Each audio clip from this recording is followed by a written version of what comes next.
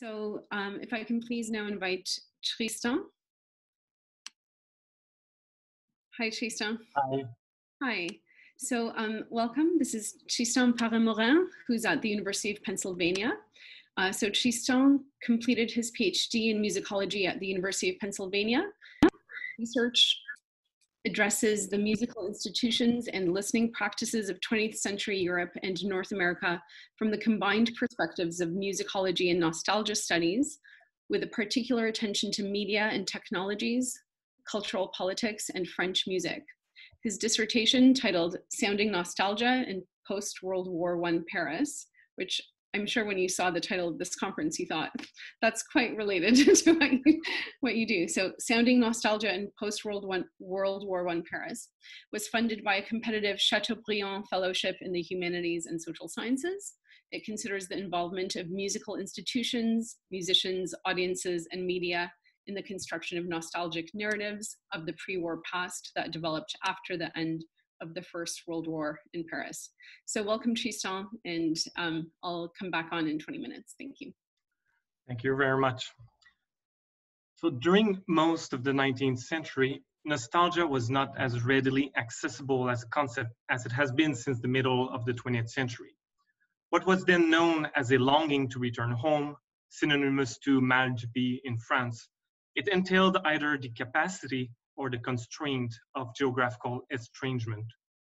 It is as a result of the repeated efforts of writers and artists that nostalgia passed from a pathological condition in the hands of military doctors around 1800 to what Thomas Dodman calls a quote-unquote floating signifier, felt a century later by a lay population living in urban areas. Musicians and music critics also contributed to this conceptual shift. From the 1830s to the First World War, 36 compositions titled Nostalgie were published in Paris. They provide us with a range of thematic and sonorous ideas from which we can observe how musicians conceived of nostalgia as an affective category and as a musical trait. Together, they reflect changing sensibilities toward what and where home is and what it means to long to return home.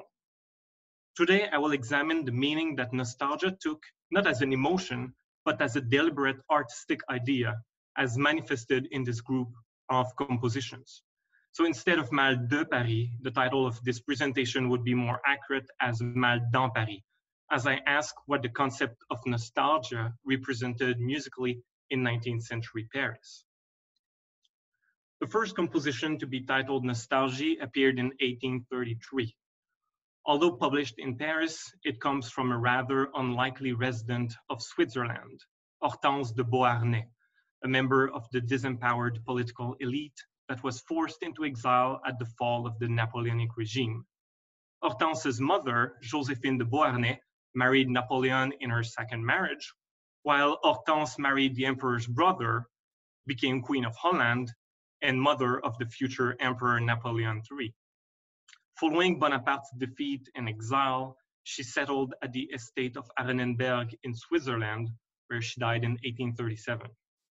Throughout her life, she published dozens of romances, which are short strophic songs with piano accompaniment that were extremely popular in the early 1800s. After reading a poem titled La Nostalgie by the renowned lyricist Pierre-Jean de Béranger, Hortense felt immediately compelled to set it to music. The lyrics tell the story of a villager who is assured to find gold, care, knowledge, and entertainment in Paris. But as soon as he arrives, he begins to long to return to his village, to see the mountains where he was born and hear its songs. Each of the 6 verses depicts some celebrated feature of Paris, such as its opera, the Louvre, or its women, that fails to cure the villager of his nostalgia until he finally returns to his village in the last verse. The music adequately evokes the melodic simplicity of a folk song and is punctuated by a lively ritournelle in dotted rhythms.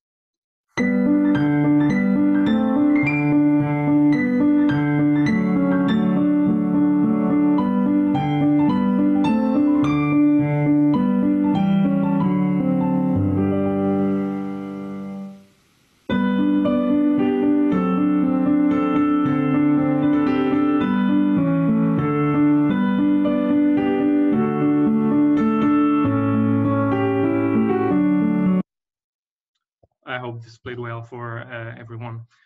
Here, Hortense adopts the villager's rejection of Paris by avoiding any clever modulation or sophisticated texture, which she uses in other romances, and that could be interpreted here as refined or highbrow, and therefore inappropriate to her topic.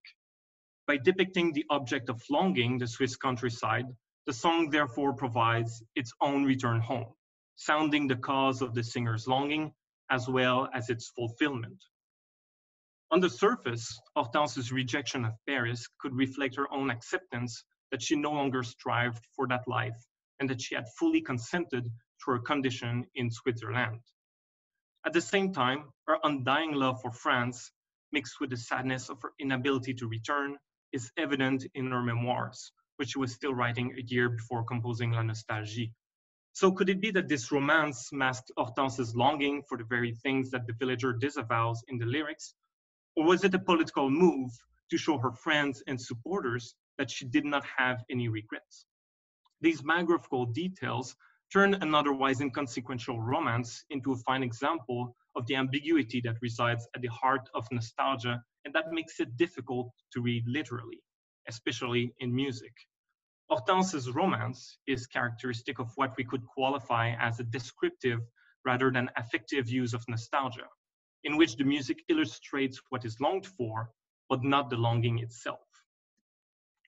In the decade following Hortense's work, a handful of romances published in Paris reused the same rejection of the urban city to emphasize their longing for the country.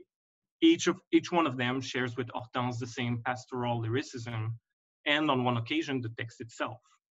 As a reformulation of the traditional friction of nostalgia between being away and being at home, the dynamic tension between the countryside and the urban city expressed in these romances constitutes an archetype to which artists continuously returned. It signaled the increased circulation of people and ideas from one place to the other and would end up dominating much of Parisian nostalgia until the early 20th century. No new composition titled Nostalgie was published in Paris between 1841 and the late 1850s. By that time, the attractiveness of the vocal romance had waned, while instrumental pieces, often modeled after dances, remained ever so popular in salons.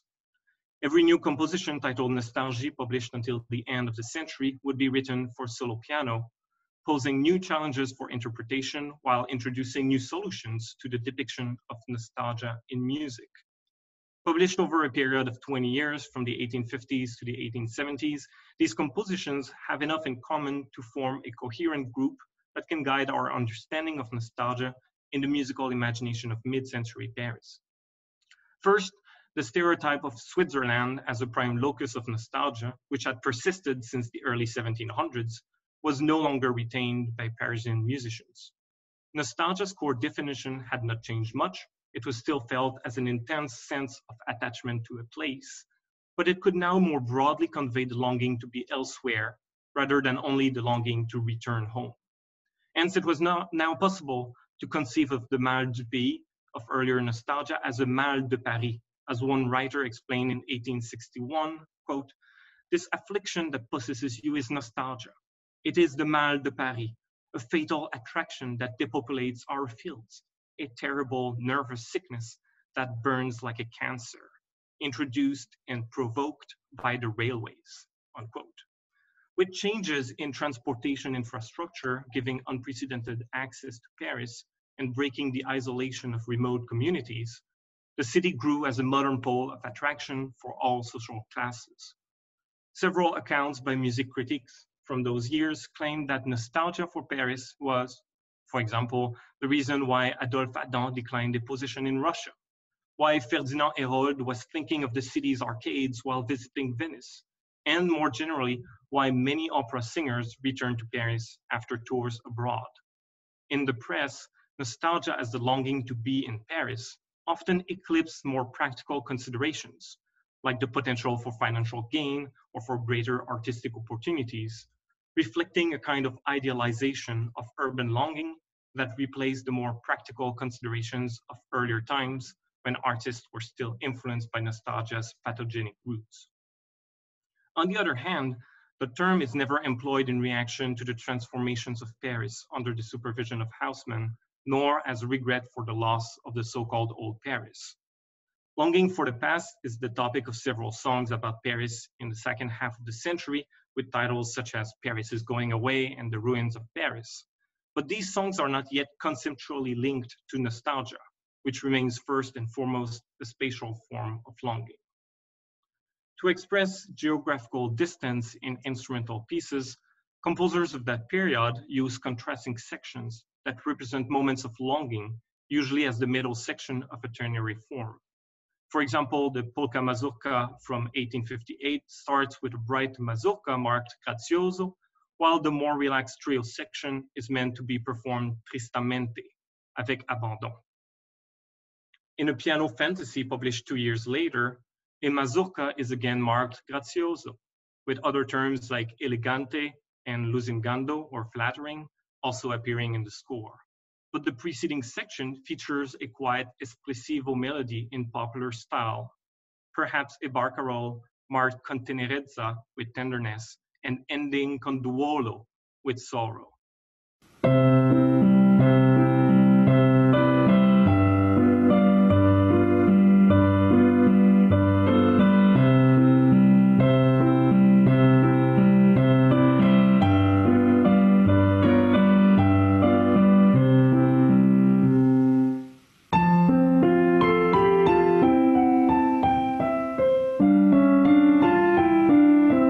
I'll just play a little bit of the mazurka that follows it.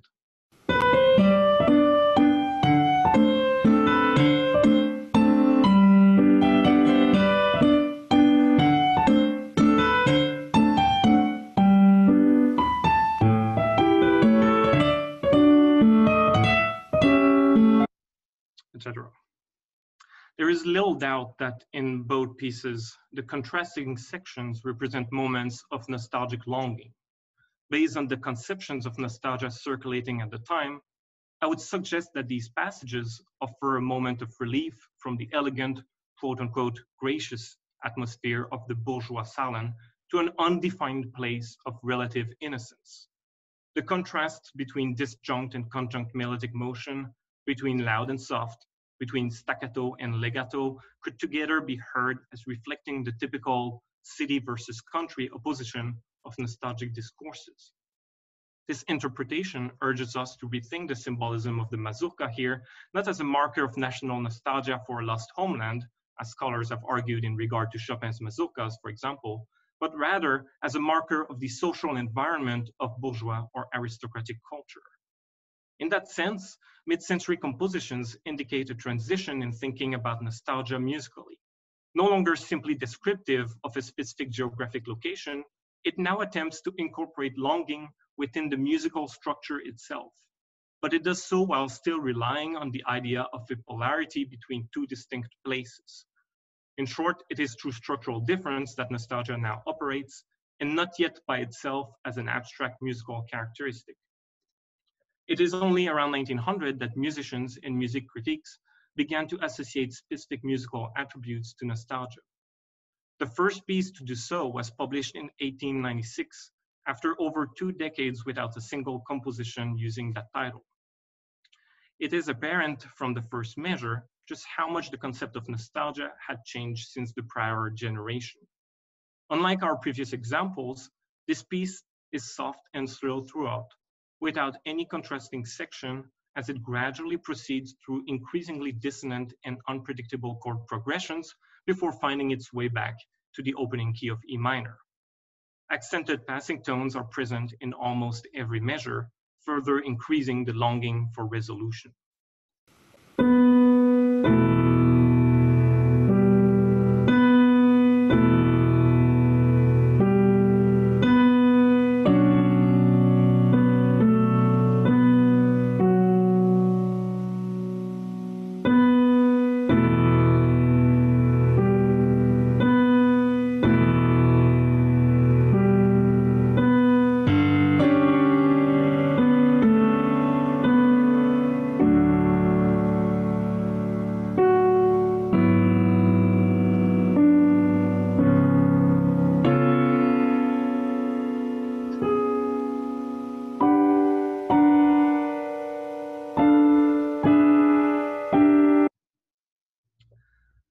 this piece, the object of longing is undefined, but the nostalgic feeling achieved solely through musical means is easily recognizable even for us over a century later. This composition reflects a growing tendency around 1900 to use nostalgia as an affective category rather than as a descriptive term. This shift is evident in music criticism, where nostalgia could now be evoked to characterize an entire work as much as a distinct musical trait. For example, Amédée Boutarel, who was a frequent user of the term nostalgia in his concert reviews for Le Ménestrel, wrote that nostalgia, quote, must be expressed by a melody of a contained emotion without affectation, end quote. He also identified the minor third as a nostalgic interval and the oboe's timbre as a carrier of the affect.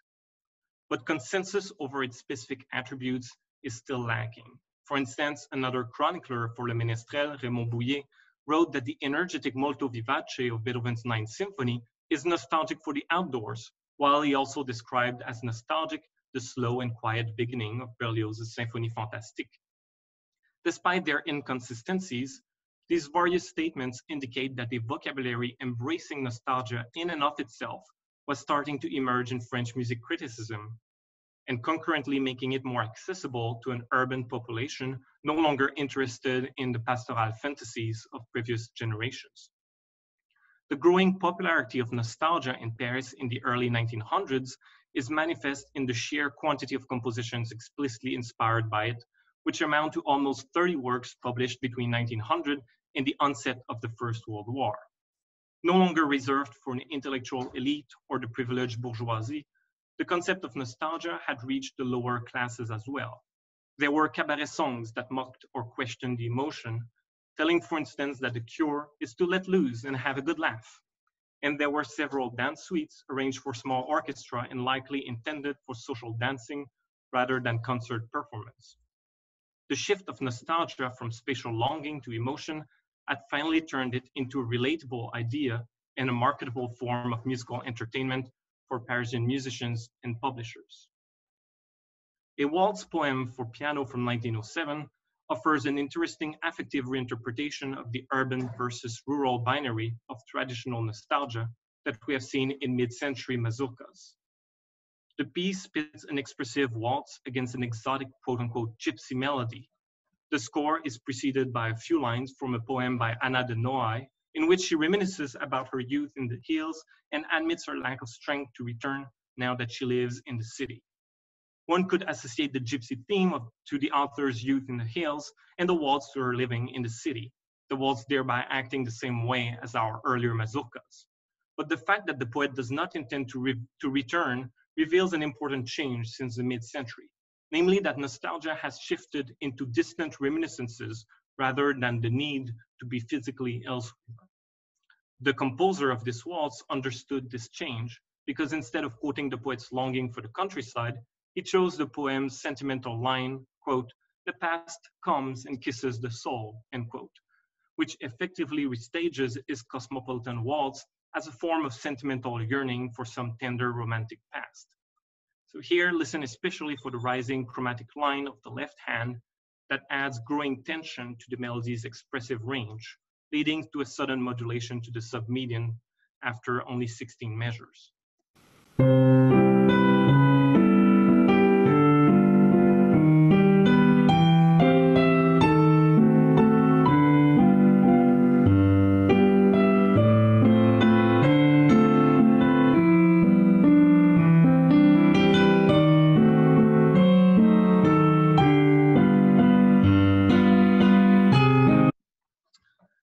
The drifting of the term into an expression synonymous to a sentimental longing devoid of specific spatial temporal connotations is characteristic of most pieces from that period.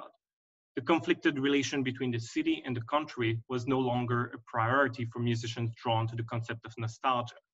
There is no doubt that musicians were conscious of its appeal as a popular, evocative, and poetic term, and of its generic suitability to the waltz. But their efforts to describe specific objects of nostalgic longing were often limited. As can be seen on sheet music covers, nostalgia reflected personal, internalized, and often feminized forms of sentimentality that resembled melancholia. At first glance, it seems that the handling of nostalgia as an affective term by musicians was shallow, that they did not convincingly seek to produce a strong sense of personal or communal identity in their interpretations of the concept. One could easily find hundreds of pieces of similar musical character and structure published around the same time. The question is not to realize the ordinariness of these pieces, but to understand why composers drawn to nostalgia were attracted to certain types of musical and formal models over other ones, and what these choices reveal about these musicians' understanding of nostalgia, its purpose, and its sound. These compositions signal the beginning in Paris of a mainstream nostalgia that turned longing into a commodity, a fashionable product that can be purchased in music stores in the city's arcades, or experienced firsthand in its entertainment venues, tailored to the needs and desires of an urban population who no longer dreamt of returning to nature. A history of how nostalgia developed into its current form is closely tied to the process of identification that continuously updated its meaning. As Thomas Dodman explains it, the act of naming nostalgia among military doctors at the turn of the 18th century helped cement its importance in musical discourses for over 100 years. The same could be said about the naming of musical works as nostalgia. That process contributed to its demedicalization while transforming its homebound longing into a variety of spatio-temporal longings and emotions. It is because musicians frequently updated what nostalgia was and what it could represent, leaving behind the descriptive stories of romances in order to fully engage with the term musically as an expressive affect, that nostalgia effectively became a floating signifier that was as easy to adopt as it was to adapt. Thank you. Bravo. Thank you so much, Tristan. I thought this was so wonderful. It was such a wonderful, I think, analysis, as well as this presentation of this genealogy of these different kinds of temporal, spatial, as you said, forms of longing and how they're expressed in these musical works. So thank you. I thought it was a very compelling narrative throughout your paper. Okay, so I just see there are some questions just all coming in at the same time. I guess I had one maybe just to, a quick one to start us off. There seems to be this kind of persistent, I think, longing for Paris. It is the city where you have even today, you know, a film like Midnight in Paris, for example, came to mind, multiple kind of forms of nostalgia. And as you said, there's this very interesting shift that happens towards the kind of musical intertextuality in this nostalgic kind of domain in the mid-19th century, and then the more affective category, which is the one that maybe we are more familiar with, and the kind of sentiment. And then I wonder if you find in this, if there are current kind of, you know, examples of this, and is nostalgia, I mean, is it being imagined even in kind of like a dangerous way? Like there's this kind of populist nostalgia, and our musicians, composers, let's say, responding to that, or I don't know, maybe I'm taking it too much into a different direction. But I guess I wondered if this kind of persistent longing is also there in contemporary music in Paris. Yeah, for sure, Paris remains one of the important cities of nostalgia, and there are so many books and so many scholars who have addressed this topic. But the idea of danger, I think, is quite interesting in the 19th century, because nostalgia comes from that 18th century pathogenic definition, where being nostalgic was an illness and you could actually die from your nostalgia. So during the Napoleonic Wars, France got decimated by outbreaks of nostalgia. So of course now we would characterize these diseases with other names, but there was this appeal in the early 19th century for nostalgia as this very dangerous longing to be home. And that danger, I think, remains in a lot of the music and art and literature in Paris until the last third of the 19th century, when it becomes demedicalized and becomes really accessible as just a synonym to melancholia, as a longing to be home.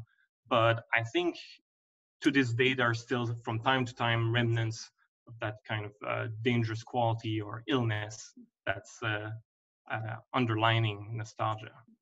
And as you said, commodified, and maybe that's kind of part of this package that we encounter sometimes. So Ralph Locke has a question. He writes, I wonder if there's a resemblance between nostalgie and mal du pays.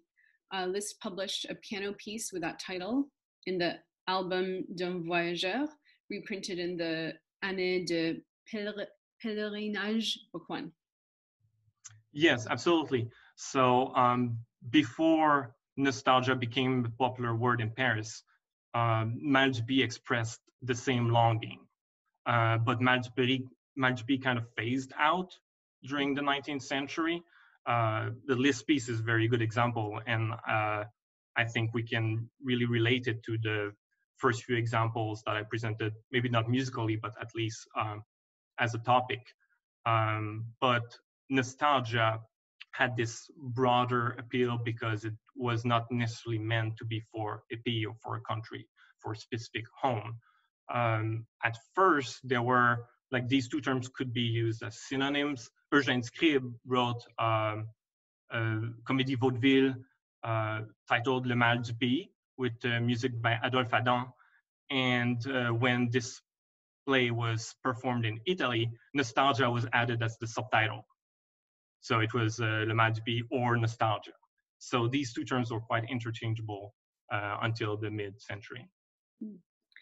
Thank you. John Savage writes, I know this may not be the focus of your research, but my understanding is that Hortense de Beauharnais spent a good part of her childhood in Martinique, like her mother. That would seem to prescribe a different politics of romantic memory than Switzerland. Can you discern a colonial element, even musically, anticipating some of your 20th century examples in this construction of nostalgia?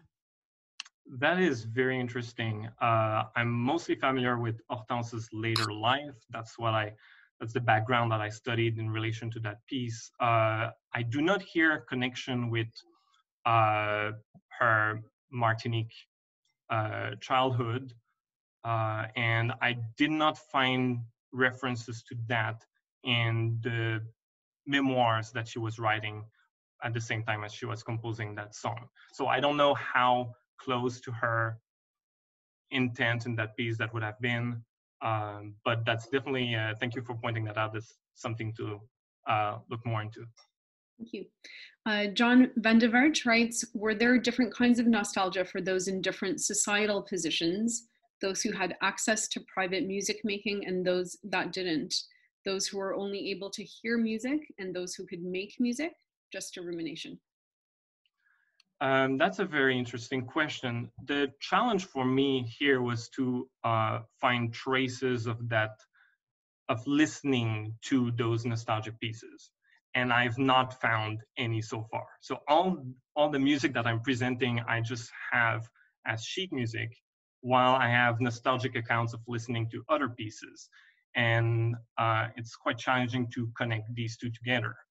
I found pieces about nostalgia or title nostalgia that would definitely have appealed to the lower classes because of the style of the music, the kind of popular, playful attitude toward nostalgia, disconnected from that longing to go to Switzerland, which lower classes would not have related to, and even sometimes still associating nostalgia in the early 1900s to the army, which, like, a connection that dated from 100 years.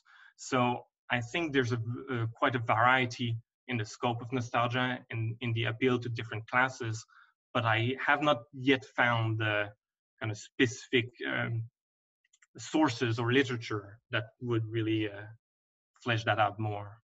But I'm still looking for it. Thank you. Aimé Boutin writes, could you please say more about the role of the railway? The capacity to travel and leave home would have increased feelings of nostalgia. Enjoyed the talk. Yeah, thank you. So it's a broader connection between nostalgia and urban developments in Paris. That quote was definitely against nostalgia because it saw it as it describes it as a cancer, something that depopulates the region as people move to Paris, and this was caused by transportation that made that possible. I do not see a lot of specific connections between nostalgia and the development of Paris or development of transportation. I think this was just a byproduct of those developments, but surely the coincidence or the moment at which these compositions appeared reflects changing attitudes, and we can see where those attitudes would come from. Thank you so much. Unfortunately, we have to move on, but there are some very interesting questions from Jack and Annalise in the chat bubble on rebellion chords, proto-rebellion chords in the Moreau piece, as well as the kind of musical uses of nostalgia and how they might have paralleled changes in definition in dictionaries. So if you could maybe look at those questions and respond in the chat bubble, that would be great. But just to say thank you once again for this wonderful paper. Thank you very much. Thank you.